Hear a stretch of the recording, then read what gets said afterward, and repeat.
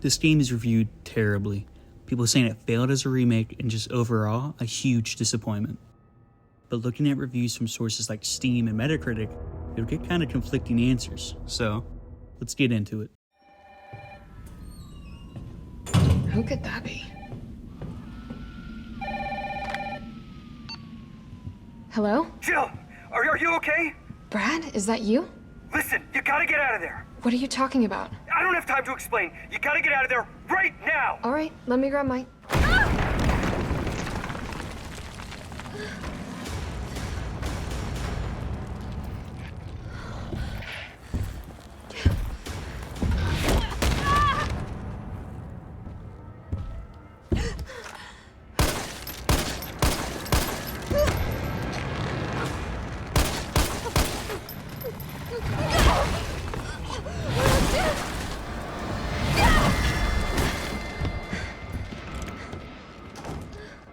Without wasting any time, the game introduces Nemesis right away, being the main antagonist throughout the entire game.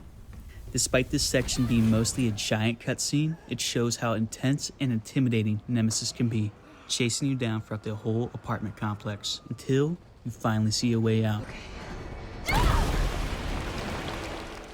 Only to get dragged right back in.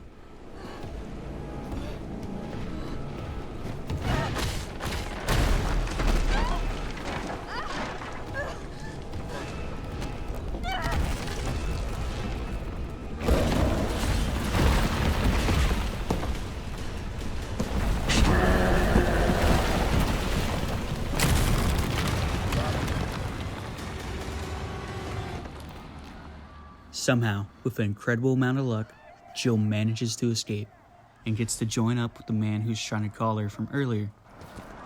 Jill? Over here! Brad! You okay? What was that thing? Damned if I know. But right now it's got a hard-on for the only two stars left in town. You and me. I'm not sticking around. So real quick, if you haven't played the first game, you might be a little confused. 1, who is Brad? And 2, what is STARS? STARS stands for Special Tactics and Rescue Service. It's a special police force unit based inside of Raccoon City.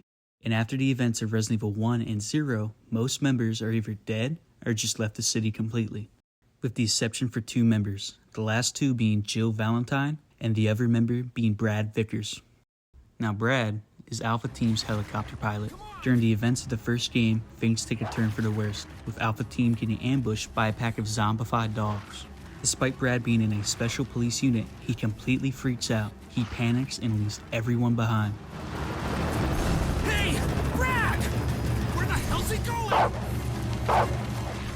So, it will be an understatement to say Brad isn't the bravest member of STARS, nor the most useful.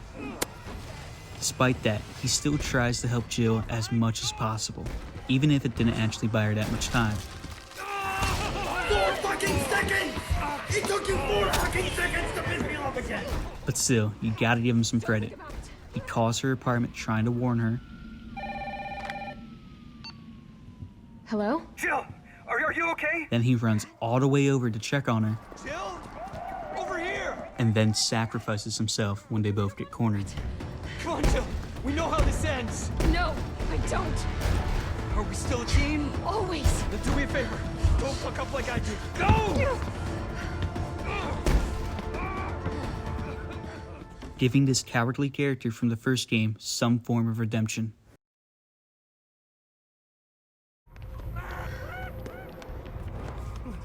After finishing up the intro, you move deeper into Raccoon City. Now, real quick, this is definitely the highlight of the entire game. Just like the intro, this section and its environments are visually stunning.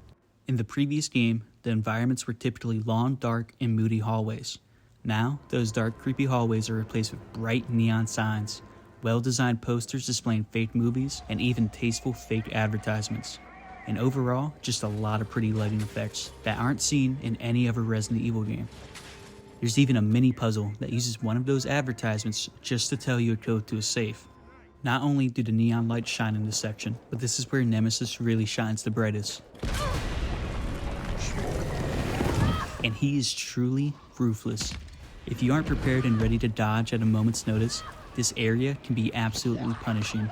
On top of that, he's also relentless. There's almost no way to escape from him. The moment you think you got away, Nemesis will come crashing down from the sky. Or just cut you off completely. Overall, he's like Mr. X, but on steroids. Where Mr. X walks, Nemesis will full-on sprint.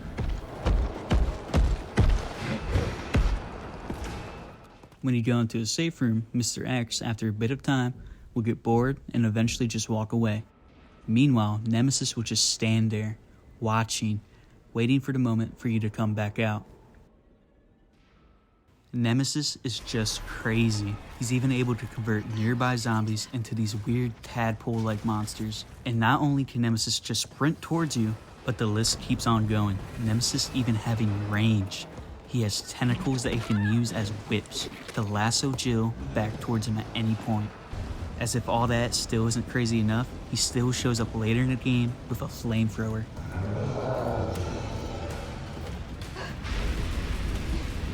Then, immediately after dealing with that, he shows back up again, this time with a rocket launcher.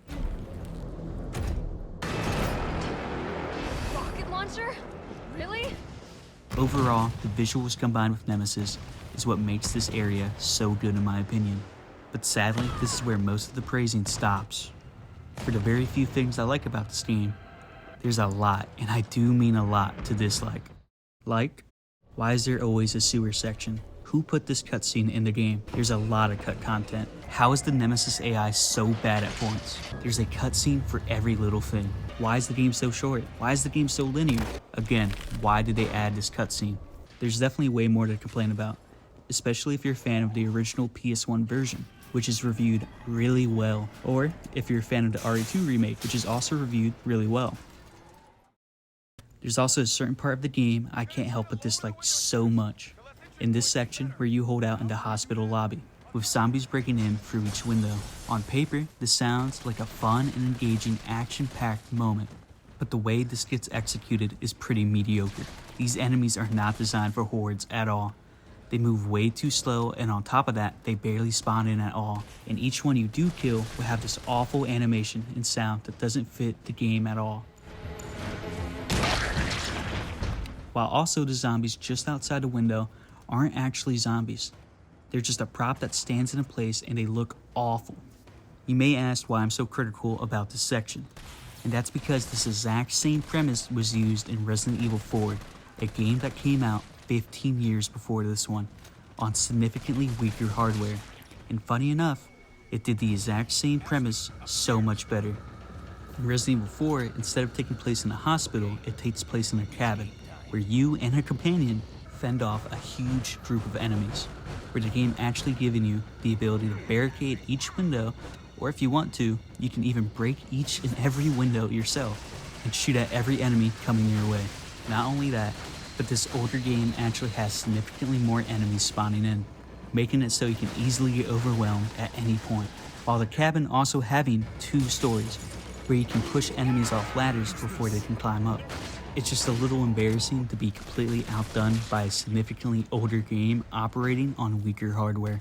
But you could definitely make the argument that Capcom were pumping out these games left and right, releasing Resident Evil 7 in 2017, Resident Evil 2 Remake in 2019, this game in 2020, Resident Evil 8 in 2021, and RE4 Remake in 2023. But at the end of the day, it doesn't matter if this game was made in a year. They still cut a lot of content from the original, and then charge $60 on launch for a 5-hour game? Don't get me completely wrong though, this game isn't absolutely terrible like some people make it out to be. Overall, the game is fun. There's still good sections of the game like the RPD section, where you switch from playing as Jill Valentine to UBCS member Carlos, who has a different set of weapons, the main one being an assault rifle, that you'll be using to mow down multiple hordes of zombies. And unlike during the Jill sections, where she's given the ability to dodge away from enemies, for Carlos that ability is replaced, now giving him the ability to punch an enemy away if you time it just right. And this ability also works with every enemy, including lickers and hunters, which is kinda cool. Also, they even give you some cool cutscenes that explain some events that lead up to RE2. Brad, stop! T.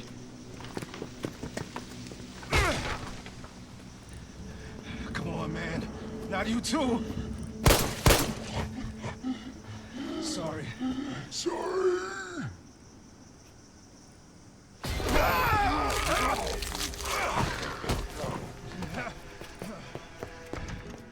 This cutscene giving context to Marvin's injury, and to what he told Leon. And don't make my mistake. If you see one of those things, uniform or not, you do not hesitate. You take it out, or you run. Got it? Yes, sir. And honestly, for what it is, the story is solid. The game giving you a new tyrant, a new cast of characters like Carlos.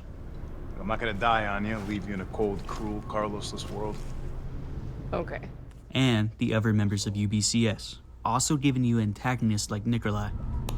You see? You're learning. The only life that matters is your own. Even though the last half of the game falls off a bit, there's still cool, notable locations. Like when you enter the underground laboratory, you find a room filled with tyrants like Mr. X, but you'll notice each one of these seem to be deformed in different ways, which little moments like this are a nice addition, and really cool to see. Overall though, I understand the criticism this game got. It definitely isn't a perfect remake nor a faithful one-to-one recreation. It's nowhere close to that at all.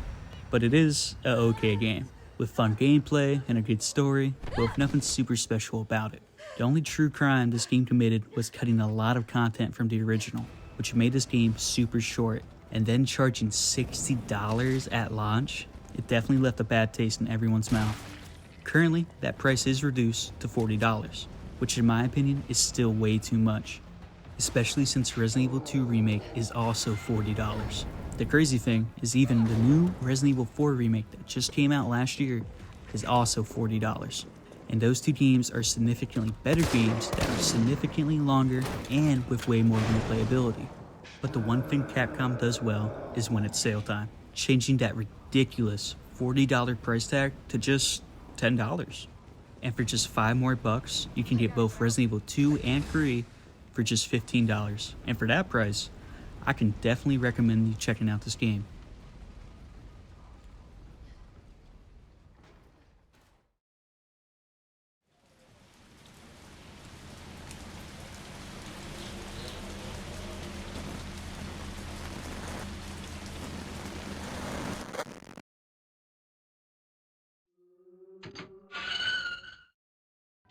But at the end of the day, I understand if the remake doesn't interest you.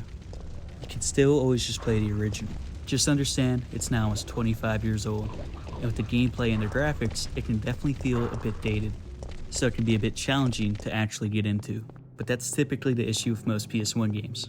Luckily, through the use of emulation, there's two major ways to improve the visuals. You can raise the internal resolution of the game, scaling it all the way up to 4K, which is a pretty drastic difference. But you'll start noticing these weird jumping textures. That's when you can enable PGXP. Now this setting corrects the geometry of the game, which will help reduce those jumping textures by quite a bit. Now typically, with just those two settings alone, they are more than enough to improve almost every PS1 game. One of those unfortunate exceptions is the game we actually wanted to work on. Since this game used pre-rendered backgrounds, the only thing that actually gets improved are the character models. In my opinion, this makes the game look kinda goofy, but if you want to, you can absolutely play the game like this, if you want to. But what I personally recommend is checking out Resident Evil 3 Seamless HD Project, changing the game from looking like this to looking like this. Now, this texture pack is a free fan-made project that uses machine learning to upscale mostly everything. Don't get me wrong, it's not the best thing ever, but it is absolutely free and fan-made at the end of the day. Also, not only is the HD project for Resident Evil 3, but they also did the exact same thing for Resident Evil 1 and 2. And if you want to try out the original PS1 games, the Seamless HD project is truly the best way to experience it on modern hardware.